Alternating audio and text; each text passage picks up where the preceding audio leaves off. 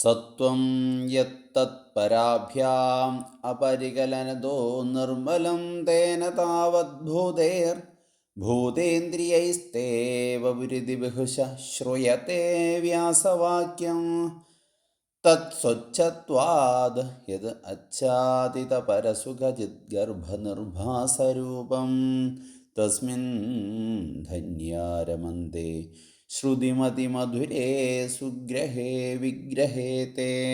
ഭഗവത് സ്വരൂപമാണ് പറയുന്നത്. ഗുരുവായൂരപ്പ, അങ്ങയുടെ സ്വരൂപം ശുദ്ധ തത്വാത്മകമാണ്. അത് സജ്ജനങ്ങളായ ഭക്തന്മാരുടെ ഹൃദയത്തിൽ ആനന്ദം പ്രദാനം ചെയ്യുന്നതാണ്. ഗർഭത്തിൽ സ്ഥിതി ചെയ്യുന്നതിനെ വ്യക്തമായി വെളിയിൽ കാണപ്പെടാൻ സാധിക്കാത്തതുപോലെ അങ്ങയുടെ തത്വം മായയിൽ ആച്ഛാദിതമായി ഒളിഞ്ഞിരിക്കുന്നു.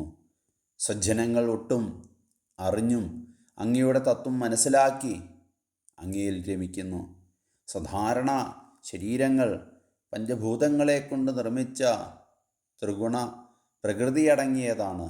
എന്നാൽ അങ്ങ് പഞ്ചഭൂതങ്ങളെയും ത്രിഗുണങ്ങളെയും എല്ലാം അങ്ങയിൽ തന്നെ അടക്കി ഗുണാതീതനായി ശുദ്ധവസ്തുവായി സ്ഥിതി ചെയ്യുന്നു. കർമ്മേന്ദ്രിയങ്ങളും ജ്ഞാനേന്ദ്രിയങ്ങളും അടങ്ങിയ അനേകാനേകം ഭൂതങ്ങൾ അങ്ങയിൽ നിന്ന് ഉത്ഭുതമായി തീർന്നിരിക്കുന്നു. അത് വ്യാസദേവൻ വ്യക്തമാക്കുന്നുമുണ്ട്. ഏകബ്രഹ്മമാണ് നാനാവിധ രൂപഭാവങ്ങളോടും കൂടി ഉദ്ഭവിച്ച് ലോകം നിറഞ്ഞു നിൽക്കുന്നത്. ഇവയെല്ലാം പരമസുഖമായി സ്വച്ഛമായി അങ്ങേക്ക് ഉള്ളിൽ നിർഭാസ്യമായി സ്ഥിതി ചെയ്യുന്നു.